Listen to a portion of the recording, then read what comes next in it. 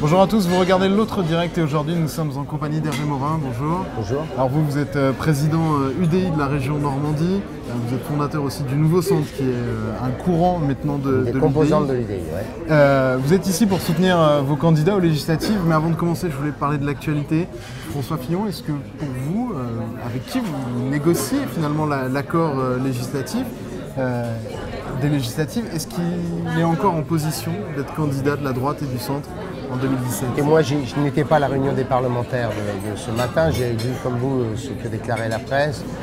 François Fillon dit aux parlementaires, laissez-moi 15 jours le temps de démontrer la manipulation. Je l'ai soutenu, je l'ai même soutenu entre les deux tours des primaires. Et donc, voilà, moi, je refuse de rentrer dans le lynchage médiatique d'office. Ce que je souhaite, c'est qu'on lui laisse, puisque c'est ce qu'il demande, en disant je n'ai rien à m'approcher, c'est qu'on lui laisse le temps nécessaire d'apporter les éléments. Ces 15 jours, dans le contexte de cette campagne, est-ce que vous les avez devant vous? Est-ce qu'avec les remontées du terrain, vous pouvez vous permettre d'attendre? Moi, j'ai plutôt trouvé, très sincèrement, des hommes et des femmes qui avaient été votés Fillon et qui disaient voilà, moi je garde ma confiance en François Fillon, je veux un homme qui soit en capacité de pouvoir transformer le pays qui est dans l'ornière. Ce que je recherche, c'est d'abord l'efficacité avec un projet politique clair. Je me retrouvais dans le discours. J'ai plutôt entendu ça ce week-end, pour être honnête. Et vous, à titre personnel, est-ce que vous avez confiance en François Fillon aujourd'hui? Si j'avais plus confiance en lui, je ne serais pas à côté de vous pour vous dire que je lui laissais le temps nécessaire. Vous êtes en train de négocier un accord pour les législatives avec les Républicains, justement. Si le candidat venait à changer, est-ce que ça remet les choses?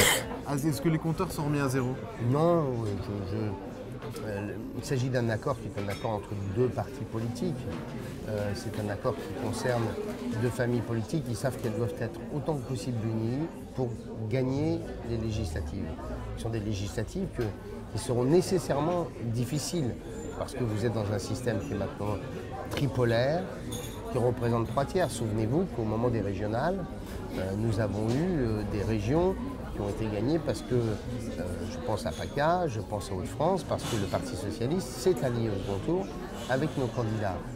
Et donc on a des élections législatives qui, dans bien des endroits, deviendront extrêmement hasardeuses, compte tenu de cette répartition en 3/3 et de triangulaire assez généralisée. Et donc ce que j'espère, c'est que nous aurons autant que possible des candidatures d'union, ou qu'au moins, s'il doit y avoir des primaires, sur un certain nombre de circonscriptions, le moins possible. Quand vous dites primaire, c'est primaire au premier tour? Primaire de premier tour, bien sûr. Au moins le moins possible, et si elles le sont, avec un désistement automatique très clair au soir du premier tour. Ce qu'on a du mal à comprendre dans ces accords, on va dire, habituels entre la droite et le centre, c'est que vous négociez des accords avec des désaccords dans l'accord. C'est-à-dire des circonscriptions où, malgré tout, il y aura un candidat. Comme une vie de couple. On a du mal à comprendre. C'est comme une vie de couple. Vous avez. Parce que vous dites, on ne peut pas se payer le luxe de la division, ouais, mais dans certains cas, on assume de se le payer. Qu'est-ce qui justifie ça peut se justifier pour des raisons extrêmement simples. Soit parce que nous sommes dans une circonscription où il y a deux candidats qui sont considérés comme d'égale valeur, ou même un sondage réalisé démontre que c'est à peu près les mêmes scores et que l'un et l'autre disent bon ben voilà, dans une telle configuration, ni l'un ni l'autre ne veut lâcher. Bien, les deux verront au soir du premier tour qui seront en tête. Typiquement, ce que vous décrivez, c'est pas le cas lyonnais de Denis Broliquet et Laurence Ballas investis par les Républicains. Ça peut être ce cas-là. Ça peut être aussi dans d'autres circonscriptions. Moi, ce que je crois, c'est que quand vous êtes candidat aux élections législatives, il y a un double paramètre. Le premier, c'est la légitimité locale. Denis Broliquet a la légitimité locale. Il a été élu 3 fois, il est élu largement, les Lyonnais le connaissent, etc. Le deuxième élément, c'est aussi, pour Denis Broliquet, l'expérience politique lui permettant de porter un message au sein du Parlement, tout en étant solide et loyal à la majorité à laquelle il appartiendra.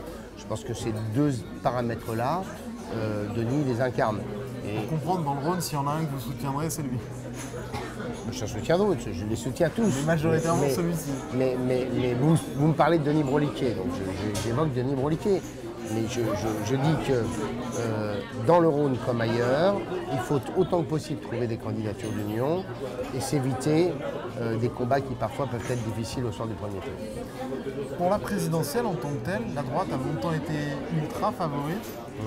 C'est en train de changer du fait de ce qu'on évoquait précédemment sur François Fillon. Est-ce que vous imaginez un scénario où la victoire vous échapperait? Moi, j'ai jamais pensé que ce serait une élection facile.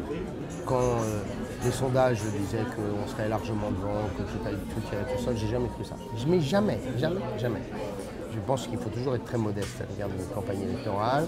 Je pense qu'on a des compatriotes qui sont terriblement en demande de changement, de renouvellement, et qu'on l'a bien vu avec les primaires, on a un électorat qui est aujourd'hui très mobile.